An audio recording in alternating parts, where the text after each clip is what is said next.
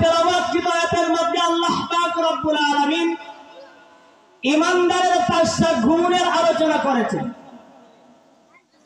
ঈমানদারের 5টা গুণের আলোচনা করেছে। যার কাছে 5টা গুণ আছে সে হলো সত্যিকারের ঈমানদার, সে হলো নির্ভেজাল ঈমানদার, সে হলো খাঁটি ঈমানদার।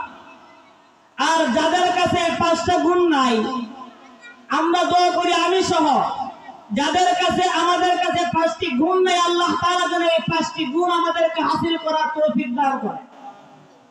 প্যারা উপস্থিতি, যাদের কাছে 5টা গুণ আছে সে হলো খাঁটি ঈমানদার, সঠিক ঈমানদার। সেই সঠিক ঈমানদারকে আল্লাহ পাক রব্বুল আলামিন 3টা পুরস্কার দিবে। কয়টা পুরস্কার দিবে? 3টা পুরস্কার। আগে আমরা জানি গুণগুলো কি। আল্লাহ পাক রব্বুল আলামিন বলেন, ইন্নামাল মুমিনুনা আল্লাযীনা ইযা যুকিরাল্লাহু ওয়াজিলাত কুলুবুহুম। খাঁটি ঈমানদারের গুণ, সত্যিকারের ঈমানদারের 1ম নম্বর গুণ হলো ঈমানদারের সামনে যখন আল্লাহ তাআলার আলোচনা করা হয়, ঈমানদারের সামনে যখন আল্লাহ তাআলার কথা স্মরণ করা দেওয়া হয়, সেই ঈমানদারের দিলের মধ্যে কম্পন সৃষ্টি হয়ে যায়, জ্বালা যন্ত্রণা সৃষ্টি হয়ে যায় আল্লাহ তাআলার ভয়। কথা বুঝে আসছে? সত্যিকারের ঈমানদারের 1ম নম্বর গুণ হলো ঈমানদার সব সময় সর্বহালতে আল্লাহ তাআলাকে ভয় করে। মসজিদের মিনার থেকে ডাক দেওয়া হয়েছে, আল্লাহু আকবার, আল্লাহু আকবার। আল্লাহ তাআলা সবচেয়ে বড়। এই ডাক শোনার সাথে সাথে সত্যিকারের ঈমানদার আল্লাহ তাআলার ভয়ে দুনিয়াবি কাজ থেকে ফারাক হয়ে আল্লাহ তাআলার ডাকের মধ্যে সাড়া দিবে। কার ডাকে সাড়া দিবে? আল্লাহ তাআলার ডাকে সাড়া দিবে। আসলে আমার সাথে আপনারা কথা বলবেন, আমি আমাদের কথা না বললে আমি কথা বলতে পারি না। আনা কিছু বললেন।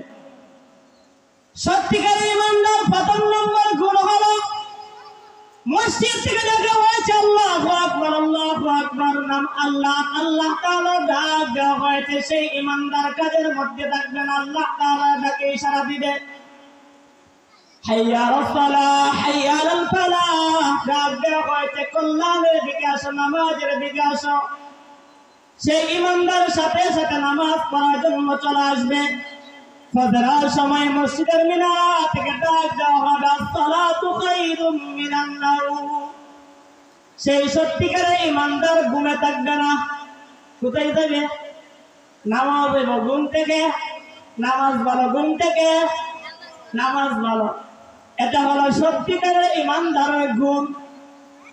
সত্যিকারের ঈমানদারের গুণ হলো সত্যিকারের ঈমানদার সবসময় আল্লাহ তাআলার ডাক শোনার সাথে সাথে আল্লাহ তাআলা ডাকের মধ্যে সাড়া দিবে। এই বিষয়ে আলোচনা করতে গেলে অনেক লম্বা সময়ের প্রয়োজন। পরবর্তী সময় পাই বলা হবে ঈমানদারের 2 নম্বর গুণ, ইন্নামাল মুমিনুনা আল্লাযীনা ইযা যুকিরাল্লাহু ওয়াজিলাত কুলুবুহুম ওয়া ইযা তুলিয়াত আলাইহিম আয়াতুহু যাদাতুহুম ঈমানা ওয়া ইযা তুলিয়াত আলাইহিম আয়াতুহু যাদাতুহুম ঈমানা। ঈমানদারের 2 নম্বর গুণ হলো ঈমানদারের সামনে যখন আল্লাহ তাআলার পবিত্র কালামুল্লাহ শরীফ তেলাওয়াত করা হবে, সেই সময় ঈমানদারের ঈমান বাড়বে। কি বাড়বে? ঈমানদারের সামনে যখন কোরআন তেলাওয়াত করা হবে, ঈমানদার কোরআন তেলাওয়াত শুনবে।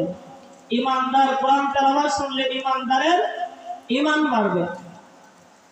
প্যারা উপস্থিতি, কোরআনের মার্কাজ হলো এই সমস্ত মাদ্রাসাগুলো। কি বলেন? এই সমস্ত মাদ্রাসায় কি শিক্ষা দেওয়া হয়? কোরআন শিক্ষা দেওয়া হয়। কি শিক্ষা দেওয়া হয়? কোরআন শিক্ষা দেওয়া হয়। এই সমস্ত মাদ্রাসার মধ্যে সর্বোত্তম মানুষগুলো তৈরি করা হয়। সর্বোত্তম মানুষ কারা?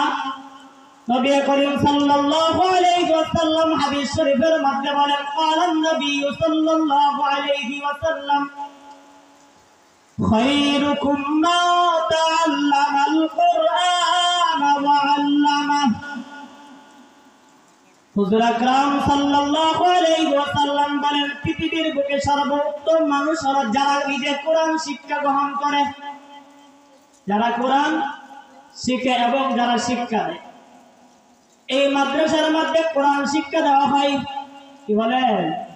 এই মাদ্রাসাতে শিক্ষা দেওয়া হয় আপনি মারা যাওয়ার পর আপনার জানাজা কিভাবে পড়াইতে হবে। কি বলেন? এই মাদ্রাসাগুলোতে শিক্ষা দেওয়া হয় আপনি মারা যাওয়ার পর আপনার কাফন দাফন কিভাবে করাইতে হয়। কি বলেন আপনারা? এই মাদ্রাসাতে শিক্ষা দেওয়া হয় সাকরাতের সময় মাইয়িত যখন মারা যাবে, এর আগে সাকরাত আছে না, সাকরাতের সময় কি পড়তে হয় এইগুলো মাদ্রাসা থেকে শিক্ষা দেওয়া হয়। এই মাদ্রাসা থেকে শিক্ষা দেওয়া হয় মাইয়িতকে কিভাবে কাফন দাফন করা হবে, এই মাদ্রাসা থেকেই শিক্ষা দেওয়া হয়। কি বলেন? এই জন্য সন্তানগুলোকে মাদ্রাসাতে পড়াবেন তো ইনশাআল্লাহ।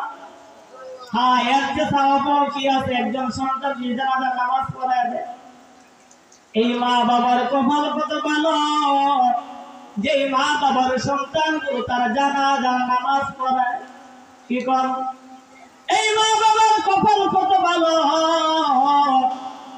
যে মা বাবার সন্তানগুলো আল্লামা পারই গ্রামের হুজুরের মতো হয়, আল্লাহ ওয়ালা হয়, হাজার হাজার মানুষ তার পিছনে ঘুরে। কি বলেন? এই মা বাবার কপাল কত ভালো শায়েখ আল্লামা ইলিয়াস কামিলের মতো সন্তান জন্মগ্রহণ করে। কি বলেন? এই মা বাবার কপাল কত ভালো যে মা বাবার সন্তানগুলো আল্লামা জিল্লুর রহমান সাহেব হুজুরের মতো হয়। তাদের পিছনে দোয়ার জন্য দৌড়ে, তাদের পিছনে বরকত পাওয়ার জন্য দৌড়ে।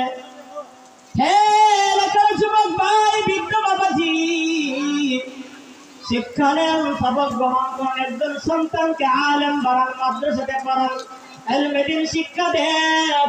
আল্লাহ পাক রব্বুল আলামিনের কাছে এই ওসিলা নাজাত পাইবেন। দুনিয়াতে হাজার হাজার কোটি কোটি টাকা রাখতে গেলে কোনো লাভ হবে না যদি আপনি একজন সন্তানকে আলেম বানাতে পারেন। সুবহানাল্লাহি ওয়া বিহামদিহি, সুবহানাল্লাহিল আযীম। আল্লাহুম্মা হাওয়া আলাইনা সুবহানাল্লাহি ওয়া বিহামদিহি, সুবহানাল্লাহিল আযীম।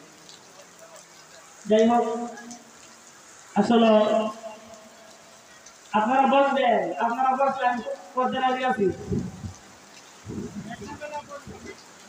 যাই হোক, বিয়া উপস্থিতি আল্লাহ তাআলার ফয়সালা। আল্লাহ পাক রব্বুল আলামিন ঈমানদারের পাঁচটা গুণ আলোচনা করতেছে। এর মধ্যে দ্বিতীয় নম্বর গুণ হলো ঈমানদারের সামনে যে কোন পবিত্র কালামুল্লাহ শরীফ তিলাওয়াত করা হয় সেই সময় ঈমানদারের ঈমান বাড়ে। ঈমানদারের 3 নম্বর গুণ হলো ঈমানদার সব সময় আল্লাহ তাআলার উপর ভরসা রাখবে। আমরা কার উপর ভরসা রাখি? আল্লাহ তাআলার উপরে আমরা ভরসা রাখি। আমরা মাহফিলের মধ্যে আসছি, আল্লাহ তাআলা যা করে আল্লাহ তাআলার প্রতি আমরা রাজি এবং খুশি আছি।